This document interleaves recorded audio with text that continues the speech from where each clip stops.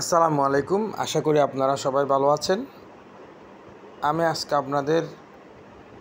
আমাদের দেশের ব্যাংকিং সেক্টরের যে কয়েকটি ভালো ব্যাংক, তার মধ্যে অন্যতম একটি ভালো ব্যাংক ব্র্যাক ব্যাংক।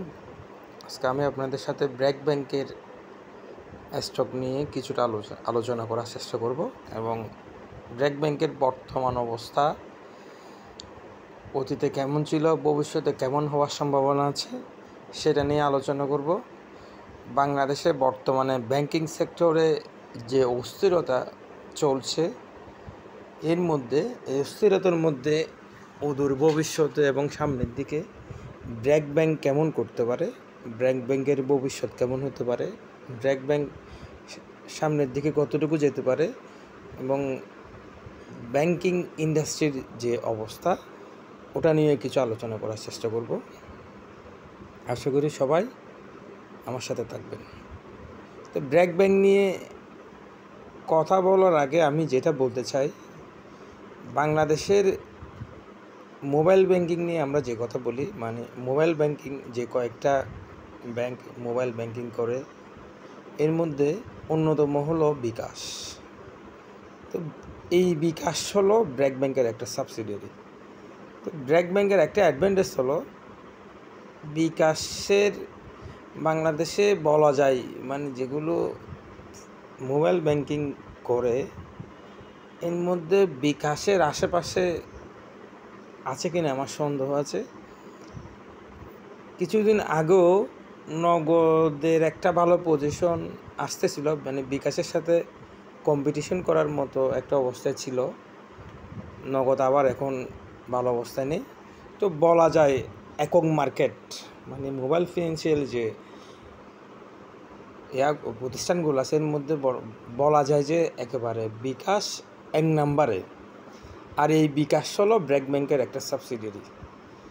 বিকাশের 51% শেয়ার ব্র্যাক ব্যাংকের আছে। তার মানে বিকাশ 2024 সালে যেটা বললো 315 কোটি টাকা প্রফিট করছে, বিকাশ রেভিনিউ ক্রসেস টাকা 5000 crore। এটা একটা জিনিস। বিকাশ করে অনেক, বিকাশের ইনকাম রেভিনিউ কিন্তু অনেক। বিকাশের বর্তমান টার্গেট আমি যেটা বুঝছি ওদের ফিনান্সিয়াল স্টেটমেন্টগুলো দেখে, ওদের যে রেভিনিউগুলো, যে প্রফিট আরও বেশি করতে পারতো। ওরা কী করে, এখন বিভিন্ন বিজ্ঞাপন এদের অনেক টাকাগুলো ওরা খরচ করে। আমরা যখন কোনো শপিং করতে যাই তখন দেখি আমি 2000 টাকা জিনিস কিনলে 20% 200 টাকা ক্যাশব্যাক পাই। তো এটা বিকাশ কোথা থেকে দিচ্ছে? তাদের ইনকাম থেকে ওরা এগুলো বিভিন্ন বিজ্ঞাপনের কাজে বিভিন্ন সুযোগ সুবিধা গ্রাহকদের দেয়। কারণ বিকাশের একটা এম, সেটা হলো বাংলাদেশের প্রত্যেকটা মানুষকে বিকাশ নিয়ে লেনদেন করতে বাধ্য করা। আমি যেটা বুঝতাম আর কি, আমরা যখন ছোটোকালে সাবান কিনতে যেতাম তখন সাবান মানে বুঝতাম লাক্স সাবান, মানে মানুষ সাবান কি একটা সাবান নিয়ে, তখন আমরা কী করতাম, বাজারে অনেক সাবান আছে। আমি ছোটোকালের গল্প করতেছি, আজকে থেকে 7-8 বছর আগে। তখন আমি দোকানে গিয়ে বলতাম একটা লাক্স সাবান দেন। ঠিক এখন বিকাশে একই অবস্থা। মানুষ মোবাইল ব্যাংকিং মানে, মোবাইল ফিনান্সিয়াল সার্ভিস মানে মানুষ বিকাশকে বোঝায়। তো ব্র্যাক ব্যাংকের এখান থেকে একটা বিশাল আয়ের সম্ভাবনা, সুযোগ আছে ভবিষ্যতে আরও বেশি। এবার 315 কোটি টাকা প্রফিট করছে, এর মধ্যে 51%, মানে এখানে বিশাল একটা টাকা চলে আসলো, 157-58 কোটি টাকা, যেগুলো অনেক ব্যাংক প্রফিটও করতে পারে না। তো এই টাকাটা ব্র্যাক ব্যাংকের সাথে অ্যাড হবে। তাহলে এটা বিশাল একটা অ্যাডভান্টেজ বলা যায়।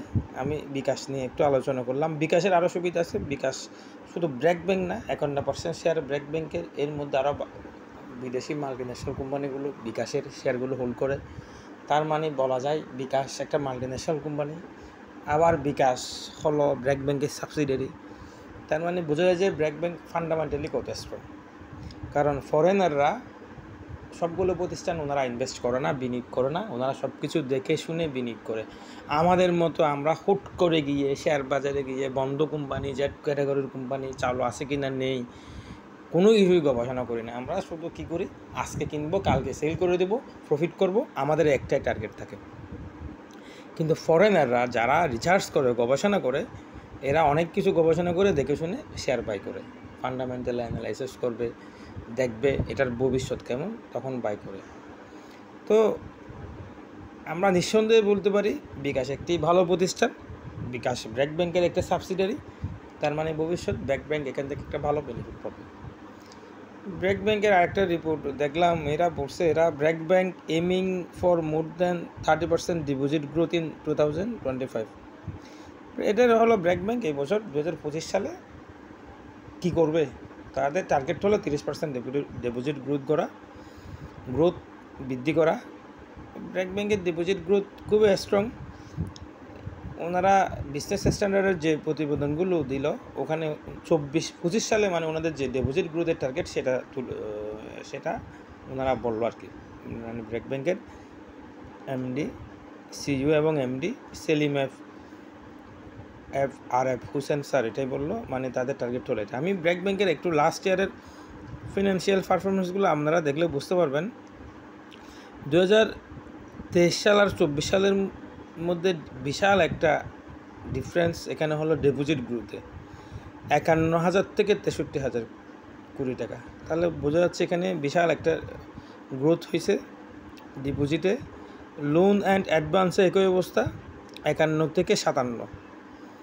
ইপিএস তো 4.9, এটা বললাম। নেট অপারেটিং ক্যাশ ফ্লো তো এক্সিলেন্ট, 23 সালে ছিল 25 টাকা, 24 সালে 49 টাকা। রেমিটেন্সও গ্রোথ ভালো, নেট প্রফিট আফটার ট্যাক্সও গ্রোথ ভালো। এককভাবে ব্র্যাক ব্যাংকের নেট প্রফিট আফটার ট্যাক্স 827 কোটি টাকা, মানে 24 সালে এককভাবে এটা। ওনাদের আবার বিকাশেরগুলো সাবসিডিয়ারিগুলো ব্র্যাক ইপিএল ব্রোকারেজ সার্ভিস আছে, বিকাশ আছে, এগুলো যখন আসছে ওনাদের এটা 1000 crore উপর চলে গেছে। আমি এটা পরে আসতেছি। ব্র্যাক ব্যাংকের ব্রাঞ্চ সংখ্যা 189টি, সাব ব্রাঞ্চ 74টি, এমপ্লয়ি 8,900। ব্র্যাক ব্যাংকের কাস্টমার সবচেয়ে আরেকটা জিনিস সব ক্রেডিট কার্ড 2.82 লাখ, বিশাল একটা ক্রেডিট কার্ড এখানে আছে। এসএমই ইউনিটও অনেক, 446টা। এজেন্ট ব্যাংকিংও আছে। Post terminal 10,500। সবগুলো খুবই পজিটিভ। ব্র্যাক ব্যাংকের প্রত্যেকটা জিনিস পজিটিভ, ভবিষ্যতে ভালো করার খুব সম্ভাবনা আছে। আমরা ওনাদের একটু ব্র্যাক ব্যাংকের বর্তমান যে ফান্ডামেন্টাল যেটা বলতেছে 24 সালের যে ডাটা, সেটা হলো ওনাদের বর্তমান ইপিএস মানে 24 সালে 6.95 টাকা, 6.95 পয়সা পার শেয়ার প্রতি ইপিএস ছিল। পি 7.14, খুবই কম। এবং নেট অ্যাসেট ভ্যালু 44 টাকা। এটা বিকাশের ছাড়া, বিকাশ সহ যদি এখানে আমি যদি আমার নেট অ্যাসেট ভ্যালু হিসাব করি তখন আবার এটা 100 টাকা হওয়ার সম্ভাবনা আছে। আমি এটা আলাদাভাবে আপনাদের দেখাবো, কারণ ওনারা এখানে শুধু ব্র্যাক ব্যাংকের যে নেট অ্যাসেট ভ্যালু এখানে এটা তুলে ধরছে। বিকাশের আলাদা নেট অ্যাসেট ভ্যালু হবে, ওটা সেভাবে হলে ব্র্যাক ব্যাংকের নেট অ্যাসেট ভ্যালু প্রায় 100 টাকা হওয়ার কথা। ওটা আপনাদের আবার ফান্ডামেন্টাল আমি দেখাবো। আর নেট অপারেটিং ক্যাশ ফ্লো 60 টাকা। একটা প্রতিষ্ঠান কত ভালো এটা বোঝার জন্য আপনার প্রথমে নেট অপারেটিং ক্যাশ ফ্লোতে যেতে হবে। নেট অপারেটিং ক্যাশ ফ্লো ভালো মানে ওনারা বিজনেস করতে কতটুকু সক্ষম, কতটুকু ভালো সেটা বোঝা যায়। আর ডিভিডেন্ডের ক্ষেত্রে ব্র্যাক ব্যাংকের ডিভিডেন্ড পলিসিটা অত বেশি ভালো না। আবার এটা ব্যাংকের জন্য ভবিষ্যতে ভালো, কারণ ওনারা অনেক টাকা প্রভিশন রাখে, এটা ব্যাংকের জন্য অনেক ভালো। তবুও যেটা লং টার্মের জন্য অনেক ভালো হবে, কারণ ওনারা কী করে টাকাগুলো রিজার্ভে রেখে দেয়, প্রভিশন রেখে দেয়। এটা ব্যাংকের ফিনান্সিয়াল হেলথের জন্য খুবই ভালো আমি মনে করি। তো সেজন্য ভালো ফান্ডামেন্টাল শেয়ারে আপনার ডিভিডেন্ড কম দিলেও সমস্যা নাই। আমরা নিউ ইয়র্ক স্টক এক্সচেঞ্জ বলেন, যেগুলো ভালো ওখানে দেখেছি ওনাদের ওনারা প্রফিট দেনে বললে চলে, ডিভিডেন্ড দেনে বললে চলে। ওগুলো লং টার্মে আপনাকে ক্যাপিটাল অ্যাপ্রিসিয়েশন অবশ্যই করবে। যত দিন যাবে তত আপনার শেয়ারটার ভ্যালু বাড়বে, ওই টাকাগুলো আবার রিইনভেস্ট হবে, প্রতিষ্ঠান আরও ভালো করবে। সেজন্য ভালো কোম্পানিগুলো ডিভিডেন্ড কম দিলেও যদি ম্যানেজমেন্ট ভালো থাকে, দিন একসময় গিয়ে আপনি এখান থেকে বেশ ভালো একটা বেনিফিটেড হবেন। তো ডিভিডেন্ড আবার ব্র্যাক ব্যাংকের শেয়ার হোল্ডিং পার্সেন্টেজগুলো দেখেন আপনারা, 31.57% ফরেন হোল্ডিং। পাবলিক শেয়ার মাত্র কত, 7.62%। টেকনিক্যালি এখন ব্র্যাক ব্যাংক আপনি চাইলে 48 থেকে বাই করতে পারেন, 48 থেকে কিছু বাই করা যায়। এরপরে কমলে আপনি 42 টাকা গিয়ে 43 টাকা গিয়ে কিছু বাই করলেন। আর যারা এসআইপি করে এরা মাসে মাসে এখানে ইনভেস্ট করতে পারে। প্রত্যেক মাসের একটা নির্দিষ্ট তারিখে যখন যে রেট থাকবে সেই রেট তো আমি মনে করি ব্যাংকিং সেক্টরে যে কয়েকটা শেয়ার ফান্ডামেন্টালি ভালো এবং লং টার্মে ইনভেস্ট করা যায়, এর মধ্যে ব্র্যাক ব্যাংক একটি। এটা আমার নিজস্ব মতামত, আমি আমার মতামতটা আপনাদের সাথে শেয়ার করলাম। আপনারাও এখানে স্টাডি করে পড়াশোনা করে দেখবেন। প্রত্যেকের কোনো শেয়ার বাই করার আগে অবশ্যই পড়াশোনা করতে হবে, এটা সম্পর্কে জানতে হবে, স্টাডি করতে হবে, ফিনান্সিয়াল স্টেটমেন্টগুলো পড়তে হবে।